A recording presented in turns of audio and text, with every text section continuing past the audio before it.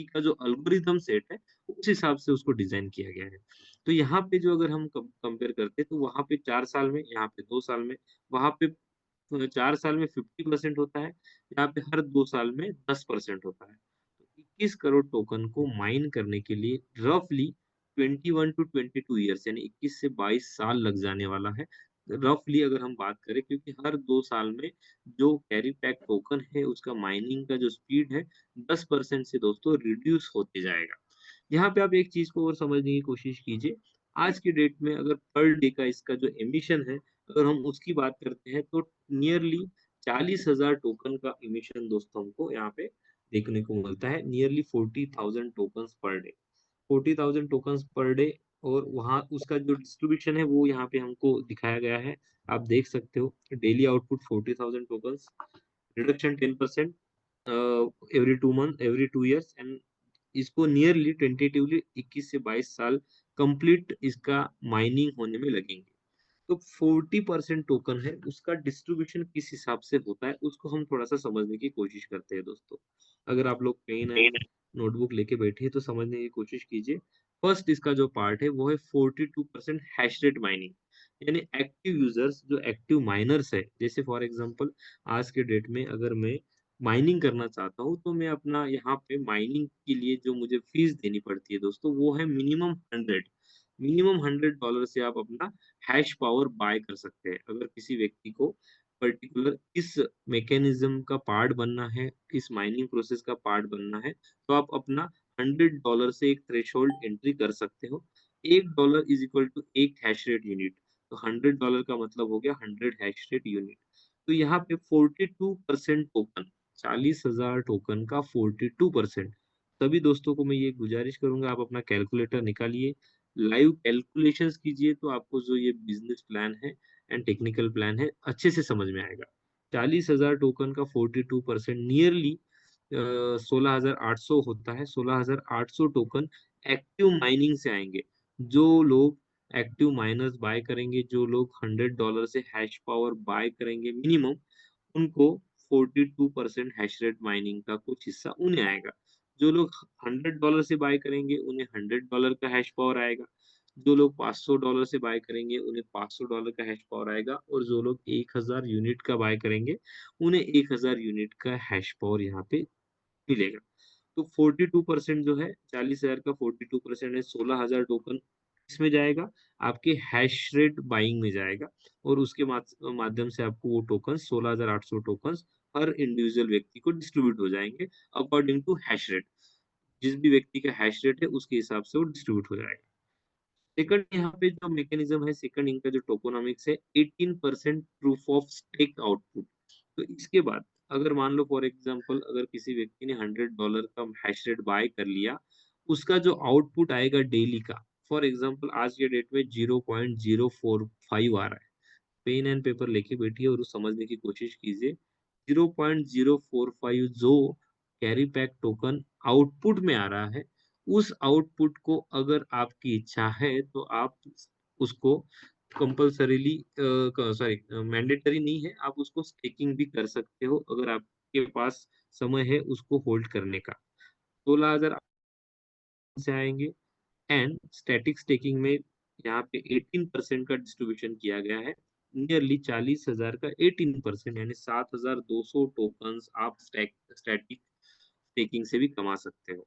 यानी 7,200 token staking के लिए अलग से डिस्ट्रीब्यूशन का हिस्सा रखा गया है। जो भी माइनिंग से टोकन आएगा, उसी टोकन को आप स्टेकिंग लगा सकते हो, स्टेकिंग कर सकते हो। 1% मैक्सिमम मिलेगा दोस्तों, ये समझने की कोशिश कीजिए। जो भी आपका माइनिंग आउटपुट आएगा, उस माइनिंग आउटपुट का अगेन अगर में 1 क्लिक स्टेकिंग करते हो वहाँ पे तो यहाँ पे डेली यील्ड आएगा। फॉर एग्ज़ाम्पल अगर कोई व्यक्ति ने 1,000 यूनिट यानी $1,000 का अकाउंट ओपन किया है, तो फॉर एग्ज़ाम्पल उसको अगर per day nearly 5 carry pack token आ रहे हैं, तो 5 कैरी पैक स्टेकिंग करना कंपल्सरी नहीं है। आप डायरेक्टली को वही वहाँ पे ही स्टेकिंग करके 1% एडिशनली आप उसको कंपाउंडिंग कर सकते हो। यहाँ पे 2 चीज़ें समझने लायक है। एक हो गया 42% जो लोग हैश रेट बाय करेंगे उसमें 42% यानी 16,800 टोकन डिस्ट्रीब्यूट हो जाएँगे। जो लोग 16,800 का आउटपुट आएगा, उसको होल्ड करेंगे, उसको स्टेकिंग करेंगे, 7,200 यानी 18% टोकन उनमें भी डिस्ट्रीब्यूट हो जाएँगे। नियरली 60%, 40,000 टोकन का 60% यानी 24,000 टोकन एक्टिव एंड स्टेकिंग में डिस्ट्रीब्यूट किया गया है दोस्तों। अभी हम थोड़ा-सा इसके मैकेनिज़्म को समझने की कोशिश करते हैं। स्टैटिक माइनिंग का जो फ़ॉर्मूला है, यहाँ पे आप एकदम सिंपल फ़ॉर्मूला है। जो भी व्यक्ति $100 से आएगा, 500 यूनिट से आएगा या 1000 यूनिट से आएगा, तो उसके हैश रेट माइनिंग के स्पीड से हिसाब से उसको कैरी बैक टोकन आएगा। लेकिन कितने में से बटेगा? ये जो बटेगा ना दोस्तों, ये बटेगा 42%। 40,000 का 42% होता है 16,800 टोकन। तो 16,800 टोकन $100 माइनिंग स्पीड में ही बटेगा, $500 माइनिंग स्पीड में भी बटेगा और $1000 माइनिंग स्पीड में भी बटेगा। तो फिर बटेगा कैसे? 16,800 मल्टीप्लाई बाय उसका $100 का individual mining speed divided by total network mining speed. Simple सा फॉर्मूला है। 16,800 $100 divided by total, 16,800 multiply by 500 divided by total. तो जितने डॉलर का आपने हैश रेट बाय किया है, उतने डॉलर से वो मल्टीप्लाई होता है। उसके डिवाइड में जितने भी नंबर ऑफ माइनर्स होते हैं, जो कॉइन को माइन कर रहे हैं, उसको उससे डिवाइड करना पड़ेगा। एकदम सिंपल सा फॉर्मूला यहाँ पे है। आज के डेट में अगर कोई व्यक्ति 100 से हैश रेट यूनिट बाय करता है, तो उसे टेंटेटिवली 0.045 इतना स्टैटिक माइनिंग से कैरी बैक टोकन आता है।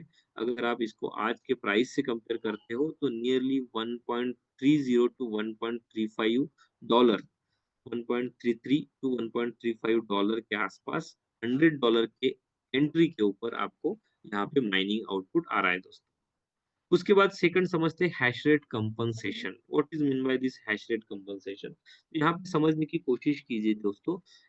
जनरली हमने देखा है कोई भी प्रोग्राम के अंदर, अगर कोई व्यक्ति स्टार्टिंग में आता है और वो प्रोग्राम पर्टिकुलरली 6 महीने बाद, 8 महीने बाद, 1 साल बाद अगर कोई व्यक्ति लेट जॉइन होता है, तो उसका बेनिफिट कम होता है, हमने ये देखा है। तो टू सॉल्व दिस प्रॉब्लम और इसका एक सबसे बेहतरीन सॉल्यूशन दोस्तों इस फॉर्मूले में छुपा है। 1 इंटू के रेज़ टू n माइनस 1। के की वैल्यू जो है दोस्तों आपको 1.01 रखना है और n जो है कितने दिनों से सिस्टम लॉन्च हुआ है। फॉर एग्जांपल आज के डेट में शायद वहाँ पे दिखा रहा होगा 25 या 26 दिन हो गए हैं। तो आपको क्या करना है, n की जगह पे 25 माइनस 1 करके देखना है, तो यहाँ पे आपको जो स्पीड आएगी, वो आएगी फॉर एग्जांपल 1.26। अगर आप n 100 एक 100 रखते हो यानी यहाँ से 100 दिन बाद, n का मतलब कितने दिनों से सिस्टम, यहाँ पे जो माइनिंग का सिस्टम है की वैल्यू आप 100 डेज रखते हो यानी मोटा-मोटा 3 महीने 10 दिन बाद, तो आपको जो माइनिंग फैक्टर आता है ना दोस्तों नियरली 19.60 आता है। आप करके देखिए यानी 300 दिनों बाद यानी मोटा-मोटा 10 में तो k की वैल्यू 1.01 रखो, उसके पावर में 300 माइनस 1 यानी 1.01 के पावर में 299 दोस्तों नियरली समथिंग लाइक 500 के आसपास कोई आंसर आता है। तो इसका मतलब क्या है? जैसे-जैसे मंथ्स पास होंगे वैसे-वैसे आपकी जो माइनिंग की स्पीड 4 गुना हो जाता है, 10 महीने में 10 गुना हो